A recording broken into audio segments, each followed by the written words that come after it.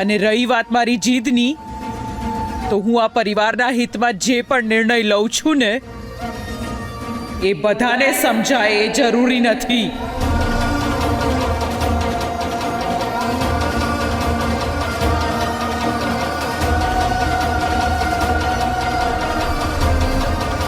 હું આ ઘરની વડીલ છું એવું વિચારીને મારો નિર્ણય સ્વીકારી લે.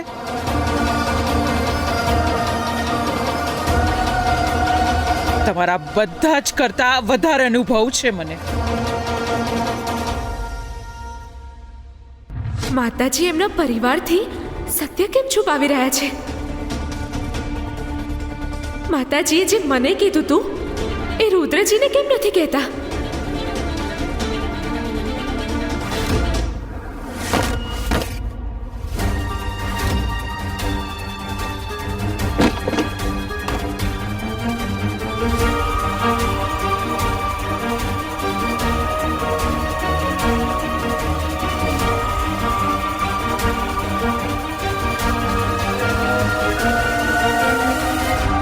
બહુ જ સારી રીતના જાણું છું માતાજી, આ લગનની પાછળ કોઈ જ કારણ નથી. આ માત્ર તમારી જીત છે, તમારો અહંકાર છે, બીજું કંઈ જ નહીં.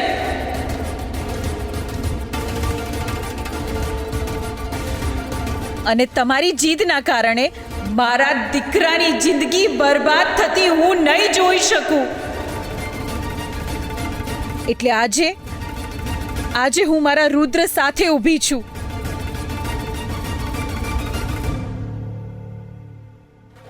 અને હવે ભલે તમે મને જે સજા આપી દો. જેટલા થપ્પડ મારવા હોય એટલા મારી લો. હું કંઈ જ નહીં બોલું, હું હસતા હસતા ખાઈ લઈશ. એટલે આજે મારા દીકરાના સુખને તમારી જીદની નજર નહીં લાગવા દઉં.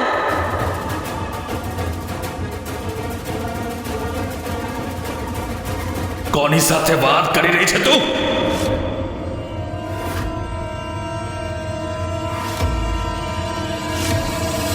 બહુ જ જીભ ચાલી રહી છે તારી. હમણાં જ દેખાડું છું તને. તમે મારી માને હાથ નહીં લગાડો પપ્પા.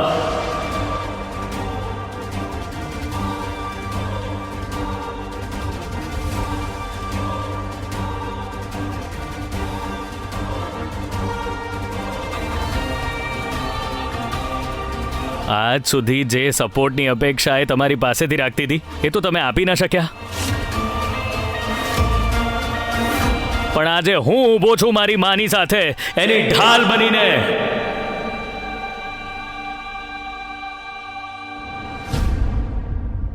અને આ બિચારીની શું ભૂલ છે? જે રીતે આપણે બધાને આપણી જિંદગીનો નિર્ણય લેવાનો અધિકાર છે, આને પણ કેમ નથી?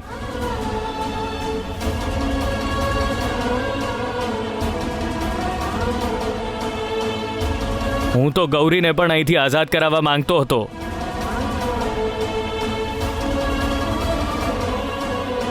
આને એની જિંદગી એની રીતે જીવવાની તક તો મળવી જોઈએ કે નહીં?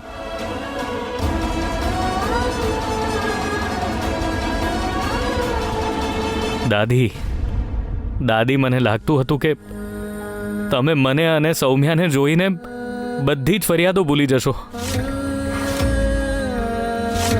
અને સાચા મનથી અમને સ્વીકારી લેશો. તમે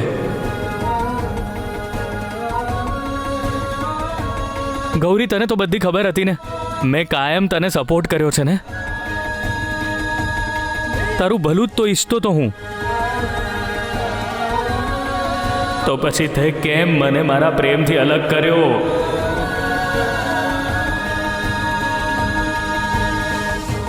કેમ કર્યા આ લગ્ન?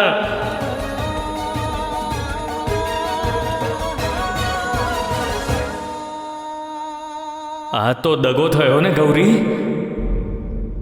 સૌમ્યા ક્યાં છે? એ તો રુદ્રજી અંદર. મેં તારા પર ભરોસો કરીને બહુ જ મોટી ભૂલ કરી નાખી.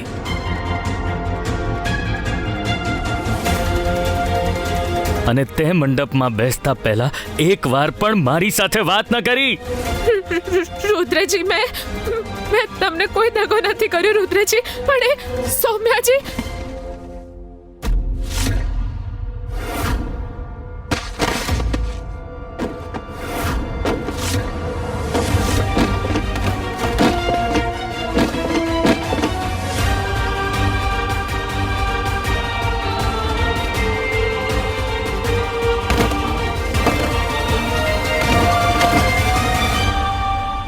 સૌમ્યા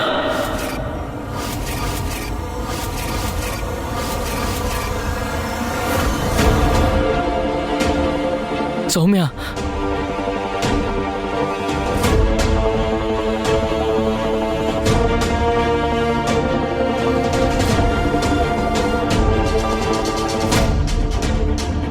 તું ઠીક છે ને?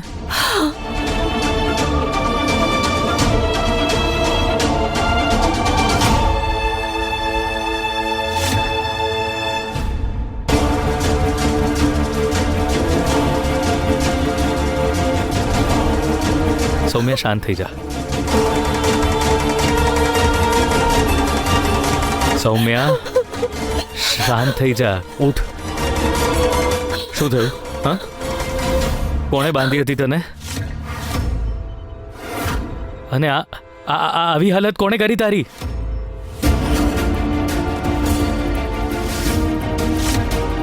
શાંત થઈ જા, શાંત થઈ જા પ્લીઝ. અને મને કે કોણે કરી આવી હાલત તારી? કઈ જાદુની છડી ફેરવી છે મમ્મીજી કે આજે આ મનોરંજન પૂરું થવાનું નામ જ નથી લઈ રહ્યું. મને તો લાગી રહ્યું છે કે આ તો હજી ટ્રેલર છે. પિક્ચર તો હજી બાકી છે શરૂ થવાનું. સૌમ્યા મને કે ને, કોણે કરી તારી હાલત આવી?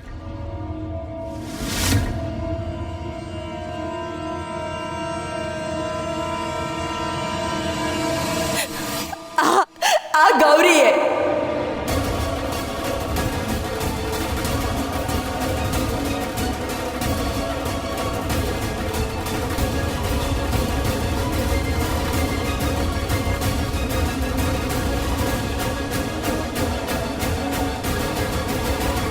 રુદ્ર, એણે મને બહુ જ મારી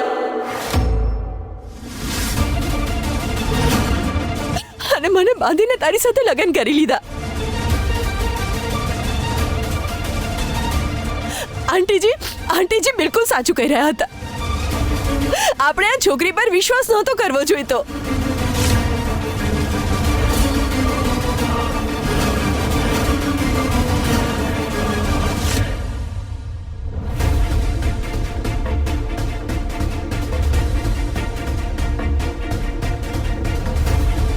આ સ્ટેમ્પ એટલે આ પેપર્સ પહેલેથી જ રજિસ્ટ્રેશન માટે પહોંચી ગયા છે. એટલે આ પેપર્સ ઓરિજિનલ નથી. હટ! માતાજી તો મારા કરતા પણ 2 ડગલા આગળ નીકળ્યા.